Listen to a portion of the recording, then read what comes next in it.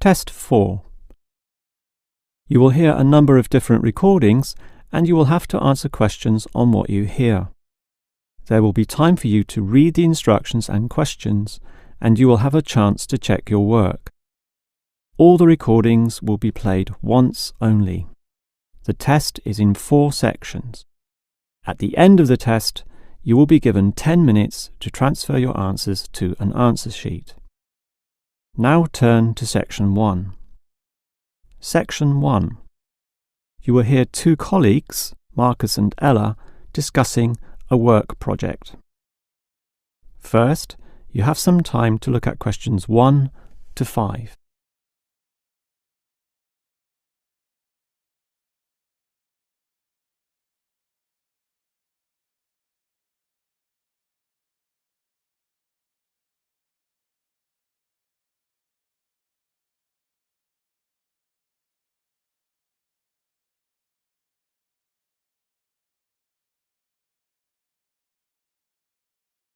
You will see that there is an example that has been done for you. On this occasion only, the conversation relating to this will be played first. Okay, Ella, as you know, the deadline for this project is the end of the month, so we'd better plan it well. Yes, I've already been thinking along those lines, and I've decided we should divide this project into 3 phases. The pre-phase, then phase 1, and then phase 2, with strict deadlines involved for each one. The woman uses the term pre-phase, so pre-phase has been written in space. Now we shall begin. You should answer the questions as you listen, because you will not hear the recording a second time. Now listen carefully and answer questions 1 to 5. Okay, Ella, as you know, the deadline for this project is the end of the month, so we'd better plan it well. Yes, I've already been thinking along those lines, and I've decided we should divide this project into 3 phases. The pre-phase, then phase 1, and then phase 2, with strict deadlines involved for each one. Given that we have to finish this quickly, that sounds good. Tell me more. The pre-phase is the simplest. We just need to allocate a space or a place to do our planning, and this space will need to be quite big. Sure, and we have to decide on the equipment needed as well. Remember the last project when we didn't have enough projectors to present our ideas? We lost lots of time there. Yes, that was a bad start. That's why, after the pre-phase is finished, I've allocated a mere 3 days for phase 1. That will involve drawing the plans. We'll need Jenna to help us. And Marco. Yes, but not Susan. Susan is just far too busy to participate, as much as I'd like her in the team. Let's just take Fred instead. He'll do. Sure, Fred's not as experienced as Greg, but I agree he'll do fine for this job. Then it's straight into phase 2. Collecting, collating, analysing and preparing the final report. Can we do that in 5 days? I think that's optimistic, which is why I scheduled 6. That's almost a week. Do we have that much time? We do, and with the right people, 6 days should see the job done. Who are the people for this phase? Arthur and Rob, right? No, Arthur's got other things to do, and Rob's on leave, so Mike alone will be the main man on this part. He's done it before, so it should be fine. But he may need some help with the smaller tasks. Someone who is good with detail and procedures. Peter's not free at the moment, so I can arrange Leo to chip in some time and advice. Leo's very useful, particularly under pressure. And that's everything sorted. Well done, Ella. This report should certainly be ready in time. Before you hear the rest of the conversation, you have some time to look at questions 6 to 10.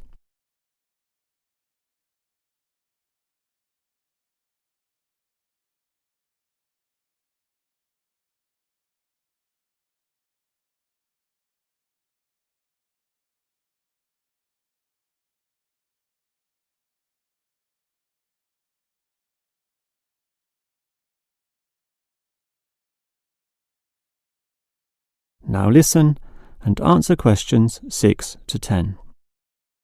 Okay, Ella, you've done a good job with the basic time frame of this project, but what about specifics? What sort of specifics? Well, things like information gathering. Are we going to use questionnaires like we did last time? I was thinking of using the internet to ask people to give their views, but you often get such silly responses when you do that. I'm of the view that the best way to find out things is to ask people directly, so that's what we'll do. Okay, but that will take longer. We'll probably even have to do some of the work at home. No, I don't think so, as long as we stay back at work for some after-hours meetings. Well, that's better than coming in early. No one functions well in the morning. Also, the final report will need at least 2 appendices. Not only that, we'll have to attach a small booklet to the end, containing printouts of the relevant parts from all the foreign websites we accessed. That will take even more time. Are you sure we can meet this deadline? Yep, I've worked it all out and I'm confident we can do it. Phase 1 should be finished by the 5th, leaving Phase 2 to begin about the 8th or 9th. Now, there's a public holiday on the 10th, meaning that everything should be able to be submitted on the 15th.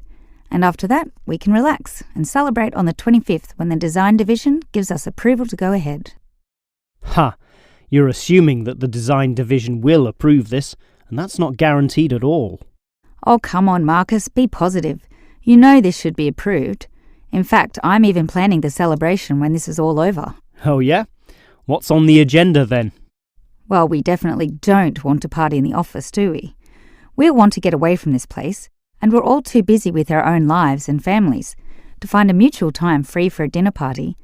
So I thought we'd just buy some nice expensive gifts for everyone who participated. We can just give these to the people here in the office. That sounds fine to me, but make sure they're not too expensive. The budget department will never approve the cost. Don't worry, I know how much I can get away with. All right, I'll leave that with you. That is the end of section 1. You now have half a minute to check your answers.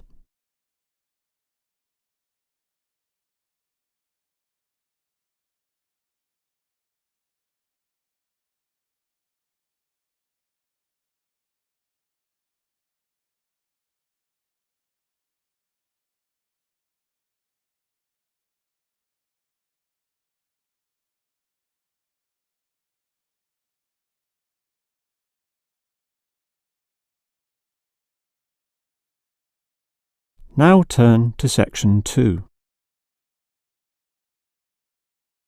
Section 2.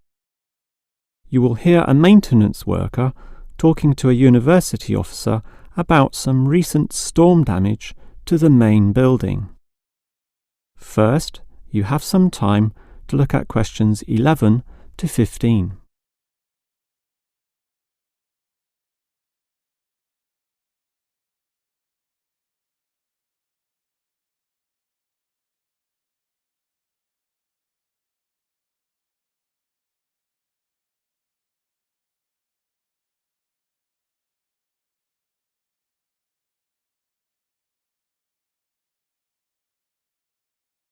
Now listen carefully and answer questions 11 to 15. Hello there.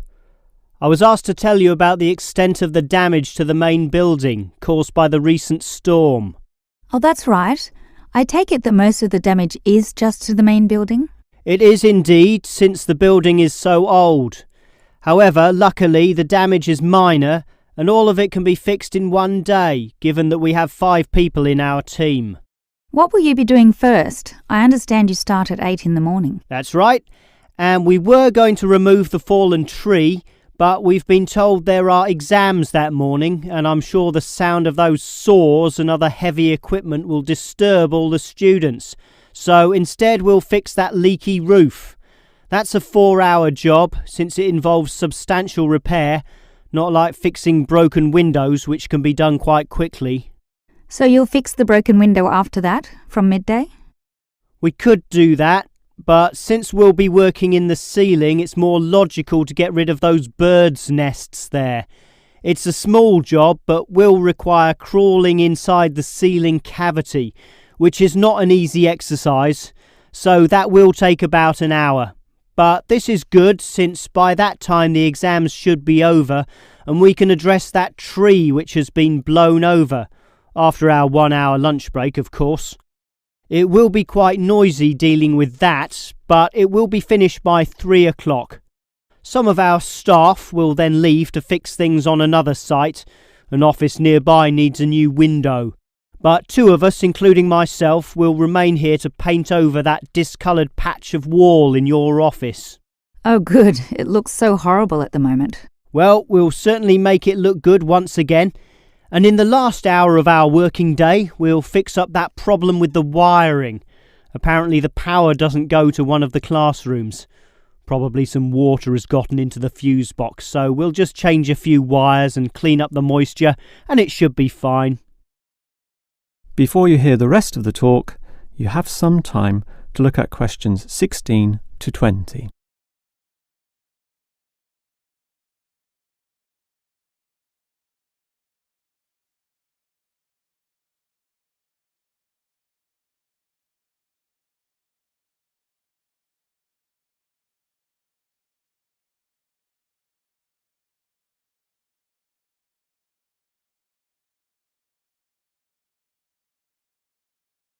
Now listen and answer questions 16 to 20. I certainly appreciate all the effort you and your team are taking to fix things here, but I do have one request. And what is that? You said you're going to paint the back wall in my office. Will it be the same colour as before? Yes, we'll make it a nice white colour. Well, that's the point. I'd prefer it to be yellow to match the furniture. The furniture is orange actually, but I think yellow is a nice match. Can you do that? We can certainly do that. Yellow it is. Certainly a prettier colour than just plain white, or the blue in my kitchen at home for that matter. And we can leave the paint can with you in case you need to do some touch-ups or if the stain reappears. I'll just leave it in the garden shed, the one next to the main classroom. And incidentally, about those birds in the ceiling, I was just investigating and I heard the chirping of little baby birds in there, so there must be some young ones in a nest. I just thought you'd like to know that we can give them to a wildlife reserve. There's one in the next suburb, so that should not be too much trouble. Or you could give them to one of our teachers. I have a colleague who can raise them. I would say the wildlife reserve is a better option, since the people there are used to dealing with animals. And as for that fallen tree, we'll cut it up into small pieces, and that can be firewood in my house, so that won't be wasted either, although the smoke will cause some pollution. But I have a special licence for my fireplace, so no one can object to that. I've noticed also that the university has a garden bin for the smaller items, leaves and sticks and bark and so on, so we can dispose of material in that also. You do have some waste piles out the back, but a proper garden bin means that the material will be recycled, and that's better for the environment, so you can rest assured we will use that. That is the end of section 2. You now have half a minute to check your answers.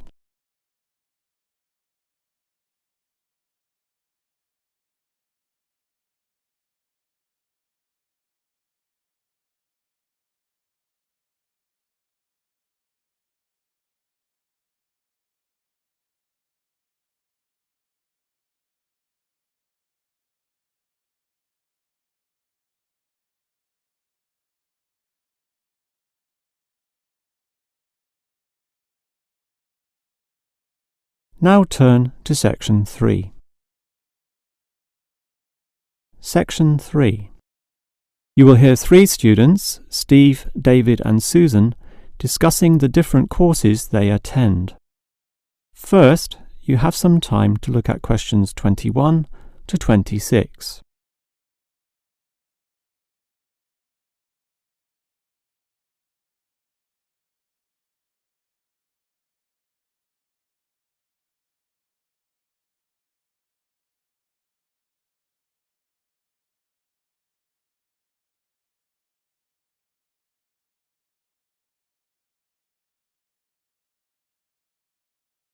Now listen carefully and answer questions 21 to 26. Well, gentlemen, we've almost finished our second semester at this university. What do you think of all the courses we attend? On the whole, I'd say they're quite good, apart from social history, which I find to be a little too inexact. Yes, the lecturer's style is also very, very dull. I certainly agree with you there, although I would say that the textbook is more interesting. Welfare State. The subtitle says, An Examination of Social Development in the 20th Century. Yes, Welfare State is a good book, but look how many pages it has. 458! I agree. It's just too long to be easily read. Far too long, although it's certainly well written in parts. Yes, and if you compare it to the textbook for cultural studies, what's it called? Inner Views, I think. No, that's the book for media studies, and we finished that subject last semester. The book you're thinking of is In Perspective. Oh, sorry, you're right. In Perspective. And the subtitle says, A Comparison of Social Groups. Somewhat interesting, wouldn't you say? Well, mildly so, as is the subject, dealing as it does with such a wide variety of issues. But the book itself certainly oversimplifies a very complex subject. I agree. I also got annoyed at its constant oversimplification. Life is more complicated than what it suggests. Yes, but what you call oversimplifying may well be considered clarifying. Look at this other textbook, Government in Action. Some may say that it also oversimplifies, but it must do so in order to present a coherent picture of an equally complex subject. Government in Action. Which subject? It's the textbook for political theory. Oh, I hate politics. That's why I don't like the active leadership subject either. And most of the stuff in that political theory textbook is based on the American system. You see, it's written by Americans, so it's not even relevant to us here. I'd agree with you there. It's not relevant to us at all, since our government uses the Westminster system. Yes, I suppose that is a problem. Before you hear the rest of the conversation, you have some time to look at questions 27 to 30.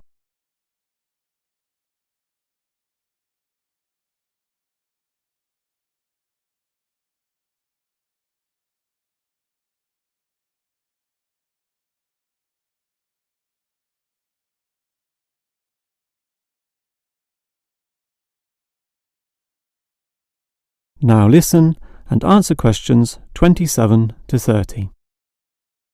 Well, it seems we all have certain criticisms about the textbooks we're using, but at the same time we all like some elements, at least, of the subjects we're studying. What's your favourite subject, David? I'm not sure. I like political theory, but... Cultural studies is by far the best, even better than political theory, which I also like, but just not as much. Why do you say that, Steve? I was thinking perhaps social history is worth considering as best.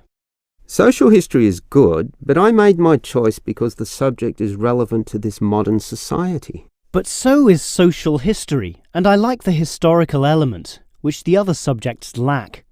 Even political theory examines history only briefly and in a very narrow way, so I'd say social history is the most rewarding for me. What about you, Susan? I think social history is certainly very good, but political theory is, in fact, the best, since basically every human system boils down to politics. So, despite a certain irrelevancy in the details, the basic message remains as relevant as ever. Oh, Susan, you can't be serious. Let's ask Olive again. She's over there. Olive! Which subject do you think is the best? Ah, a difficult question. I'm very interested in culture, so cultural studies is certainly my cup of tea. But I'm politically active also, and hope to pursue this as a career. So political theory would be the one I'd pick. I don't believe it. Even with that irrelevant textbook? Don't listen to him, Olive. You have a right to your own opinion. That is the end of section 3. You now have half a minute to check your answers.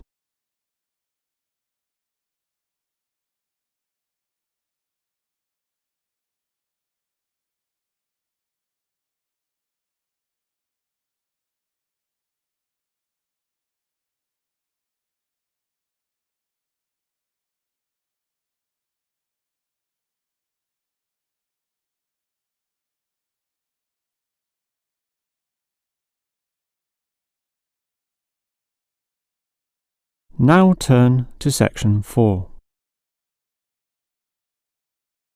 Section 4. You will hear a lecturer talking about the movement of population towards cities. First, you have some time to look at questions 31 and 32.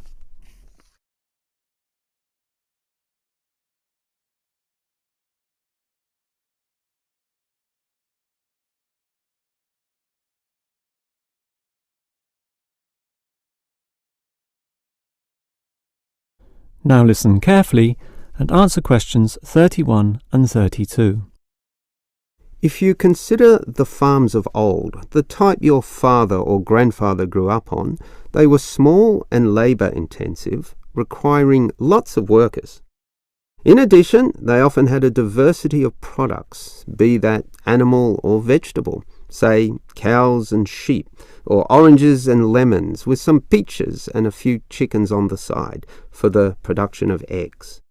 The many workers involved raised their families who needed products and support services, such as medical clinics and schools, so the small country towns had mercantile activity, storefronts and community participation with all ages present and a distinct town culture. And how it has changed. Travel to any small country town in virtually any developed country, and you will often see that these places are now somewhat forlorn and deserted, lacking life and vigour. Many of the residents have long since moved towards the big cities, so the country areas have become depopulated and their downtowns empty. This phenomenon is so predictable and widespread that it even has a name: rural flight or rural exodus, and it has produced some fairly predictable problems. Before you hear the next part of the lecture, you have some time to look at questions 33 to 35.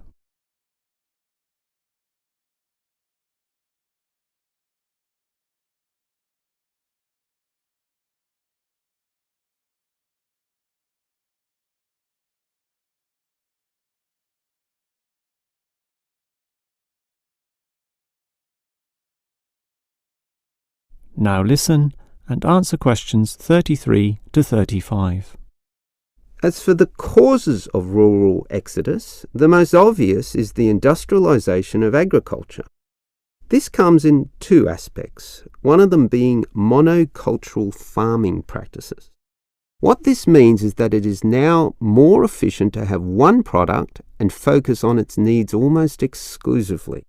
So, for example, animal husbandry will usually involve a single type of animal, say pigs, but with huge factory farming techniques, or, in other words, the second aspect, economies of scale. This means instead of 200 pigs, there'll be 2,000, tightly fitted into small pens or cages, with high-density waste disposal and automatic feeding systems. Yet, despite this huge size, it can all be controlled by just a dozen farm workers pushing the right button. You might not like it, but in a competitive market, the cheaper the overheads, the better, and one can't argue with market economics. It's simply the way of the modern world, and it has changed the face of rural districts, mostly for the worst. Before you hear the rest of the lecture, you have some time to look at questions 36 to 40.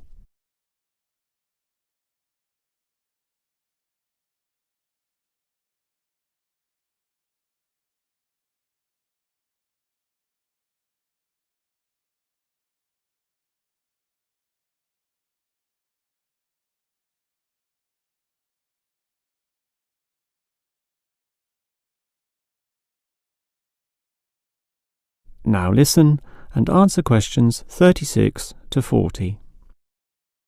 We can talk at length about the problem of rural exodus, but what about solutions?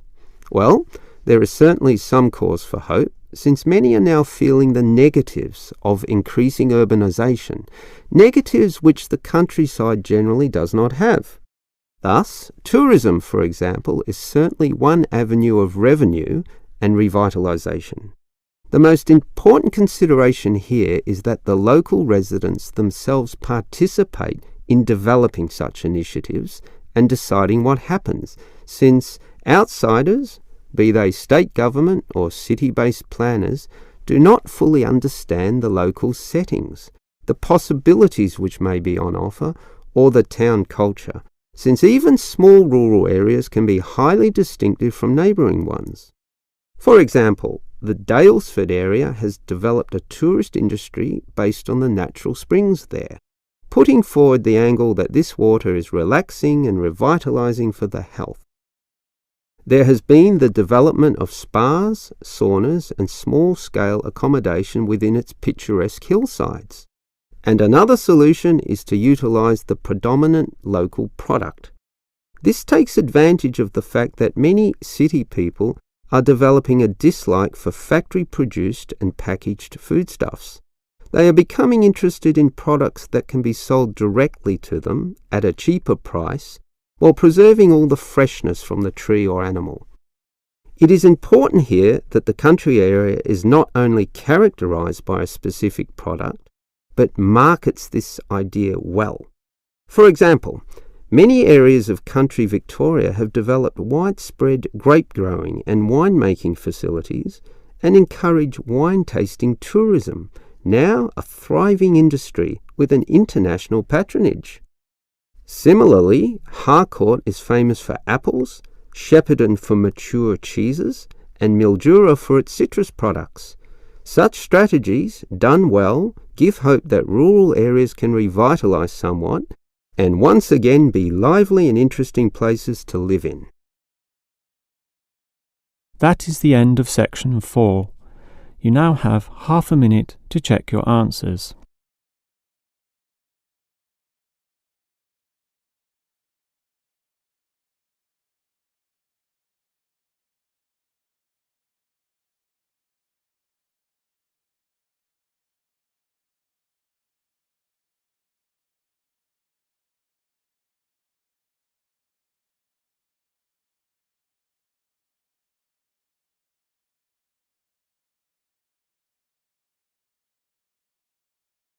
That is the end of the listening test.